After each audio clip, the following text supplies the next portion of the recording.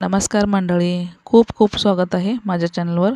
आज आपण करूया कर्नाटकचे अगदी फेमस प्रसिद्ध आहे गिरमिट। गिरमिट वेगळा आणि सुसला वेगळा असते। गिरमिटचे चुनमुरे वेगळेच असतात आणि सुसला करायचे चुनमुरे वेगळेच असतात। आजकाल सुसला ना सुशीला झाले आहे। सुसला ना चुनमुरे पाण्यात भिजवून फोडणी करून घ्यायचं असतं। हे जे मी दाखवत आहे हे आपल्याला गिरमिटचा रेसिपी आहे। पहिल्यात आधी आता त्याच्याबरोबर मिरची खायला पाहिजे असतं। मग कढईमध्ये तेल गरम करून घेतले, त्याच्यामध्येच 1-4 मिरच्या तळून घेत आहे मी। त्याच्यासोबत तळलेली हिरवी मिरची असलं तर काय मज्जा आणि झक्कास लागते बघा। आता इकडे हिरवी मिरची तळून झालेली आहे। आता त्याच कढईमध्ये तेल गरम झाले होते। आता त्याच्यामध्येच आता गिरमिटची फोडणी करून घेऊया। पहिले जिरा आणि मोहरी तडतडून घेऊया।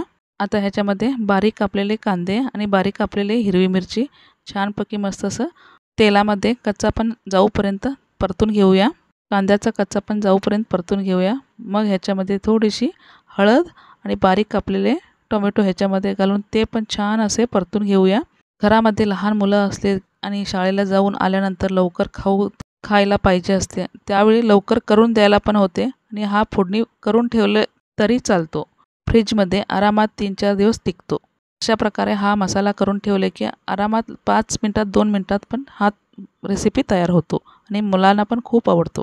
आता फोडणी सगळी परतून झाली आहे। मी ह्याच्यामध्ये एक अर्धा कप चिंचेचा रस ह्याच्यामध्ये घालून घेतले आहे आणि तेवढंच त्याच्यामध्ये गूळ पण घालून छान असे मस्त एकदम एकजीव होईपर्यंत मिक्स करून घ्यायचा। मग ह्याच्यामध्ये चवीनुसार मीठ आणि फुटाण्याचं पावडर करून घेतले आहे मी आधीच। हे पण ह्याच्यामध्ये घालून असं थोडीशी ते पाणी वाटत असते ना, त्याच्यामध्ये घातले की अशा प्रकारे त्याचा ग्रेव्ही तयार होतो। ह्याचा मसाला आपण अंदाजाने कमी जास्त पण करून घेऊ शकतो, राहिले तर फ्रीजमध्ये पण आरामात राहतो। आता ह्याची ग्रेव्ही तर तयार झाली। आता आपण चुनमुऱ्यामध्ये ह्याच्या मिक्स करून गिरमिट करून घेऊया। त्याच्यासाठी हा पोकळ असलेला चुनमुरा असते तो वापरायचा असते। जर आपल्याकडे मिळत नसेल तर आपला साधा चुनमुऱ्यामध्ये पण करून घेऊ शकतो। तर एका मोठ्या भांड्यामध्ये मी चुनमुरे काढून घेतले आहे।